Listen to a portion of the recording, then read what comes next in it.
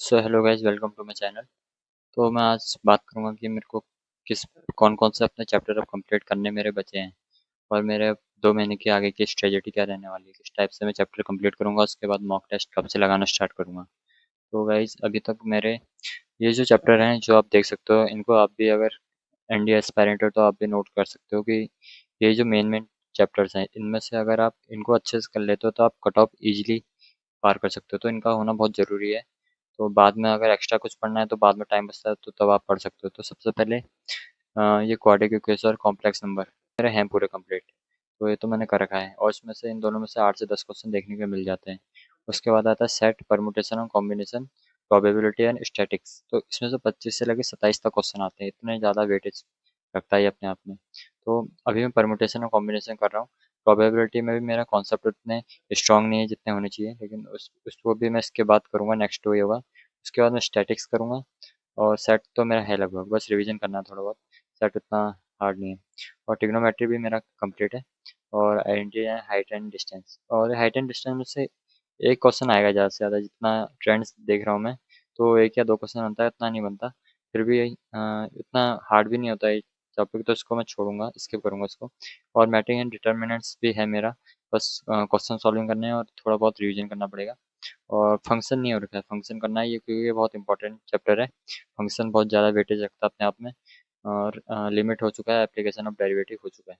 और उसके बाद करूँगा स्ट्रेट लाइन। स्ट्रेट लाइन नहीं हो रखा है और वो भी करना है। इसमें से 5 से 7 क्वेश्चन देखने को मिले जाएंगे। तो ये सब मेरी स्ट्रेटेजी रहने वाली है, कैसे मैं करूँगा। मैंने एक शेड्यूल भी बना रखा है, इसको मैं कैसे करूँगा करके अभी आपको दिखाता हूँ। और तो कुछ इस टाइप से है मेरा शेड्यूल। ये लगभग 18 तारीख तक का है।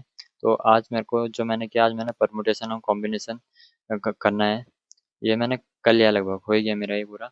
और कल से प्रोबेबिलिटी स्टार्ट करूंगा, कल से लेकर 4 तारीख तक। फिर उसके बाद स्टैटिक्स। स्टैटिक्स को भी 2-3 दिन में ख़त्म। फिर वेक्टर एंड 3D अलजेब्रा।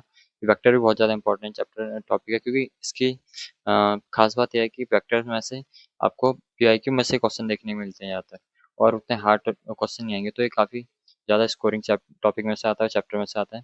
और फिर फंक्शन करना है, फिर उसके बाद स्ट्रेट लाइन। तो ये मेरा वो रहने वाला है। और ये मैंने कुछ एक टाइप से डेट शीट इधर जीएटी की बना रखी है कि साथ में जीएटी भी लेके चलनी है। जीएटी का मैंने डे वाइज बना रखा है, जैसे कि आज मैं इंग्लिश करूँगा, अभी करूँगा उसके बाद। और उसके बाद हिस्ट्री करनी है, फिर जियोग्राफी, ऐसे करके शेड्यूल बना रखा है पूरे 19 तारीख तक का। 19 तारीख तक मैं लगभग अपना सिलेबस कंप्लीट कर चुका हूँ। उसके बाद मैं दूंगा मॉक्स। और कुछ कुछ टॉपिक जो मेरे वीक हैं उनको मैं थोड़ा थोड़ा टाइम देके करूँगा। तो यही रहने वाली है मेरी स्ट्रेटजी। और अगर आपको इम्पोर्टेंट टॉपिक्स देखने हैं तो मैंने अपने इस डायरी में इम्पोर्टेंट टॉपिक्स के नोट्स बना रखे हैं कि कौन कौन से इम्पोर्टेंट टॉपिक्स हैं, तो मैं आपको दिखा देता हूँ।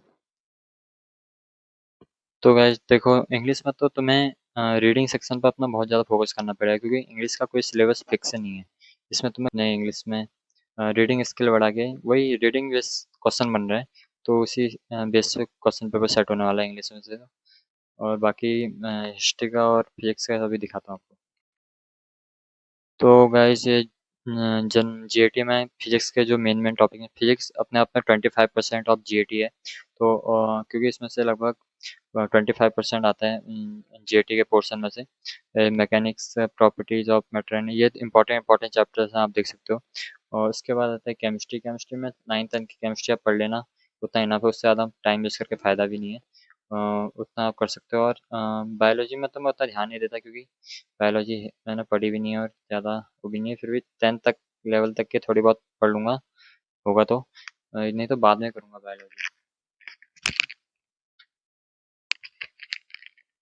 तो वह जियोग्राफी और हिस्ट्री बहुत इंपॉर्टेंट, क्योंकि इसमें से 20-20 क्वेश्चन तो लगभग बनते ही हैं। 20-20 40 नंबर का दोनों टॉपिक है।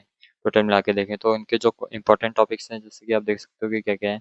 Modern history, ancient history and medieval history. तो इसके इंपॉर्टेंट इंपॉर्टेंट टॉपिक्स आप देख सकते हो। करंट इवेंट्स की फुल वीडियो देखूंगा, फुल लेंथ, इसमें क्या क्या होगा। तो उसी के बेस पे मैं करूँगा, क्योंकि इतना करंट अफेयर पढ़ने का भी कहाँ कहाँ हो पाएगा। तो यही है। तो गाइज अगर आपको अगर कोई सजेशंस हैं, अगर कोई मैंने इंपॉर्टेंट टॉपिक छोड़ दिया है, तो अगर आपको पता है या फिर कुछ आप सजेशन देना चाहते हो, तो आप मेरे को कमेंट बॉक्स में कमेंट कर सकते हो। Thank you.